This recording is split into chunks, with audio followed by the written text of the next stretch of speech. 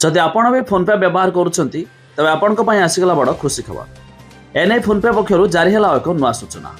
आजिर समय रे प्रायतः समस्ते फोन पे व्यवहार करुछंती आ ऑनलाइन रे टंका कारबार करुछंती। तबे एथि पई आसीगला एक नवा अपडेट जा विषय रे हम वीडियो रे जानिबा। शेष पर्यंत देखंतु ता पूर्वरु वीडियो को लाइक करंतु, सब्सक्राइब करनथिले एबे सब्सक्राइब करी पाखर थिबा घंटी चिन्ह को दबाइ दियंतु। भारतर डिजिटल पेमेंट व्यवस्था एक बड़ अपग्रेड पई प्रस्तुत। National payment corporation of India अर्थात एनपीसीआई घोषणा करिछि जे जून 16, 2025 रु एक नया नियम लागू होइछि, जहाँ अनुसार गूगल पे, फोन पे, पेटीएम एवं अन्य यूपीआई ऐप रे ट्रांजैक्शन मात्र 15 सेकेंड रे संपूर्ण हेबो।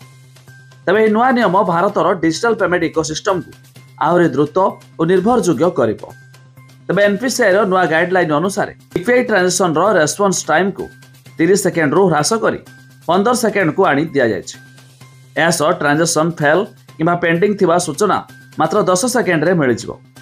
एहा द्वारा यात्री माने तुरंत जानि परिबे जे सेमानक टंका ट्रांसफर होइछि कि नाही।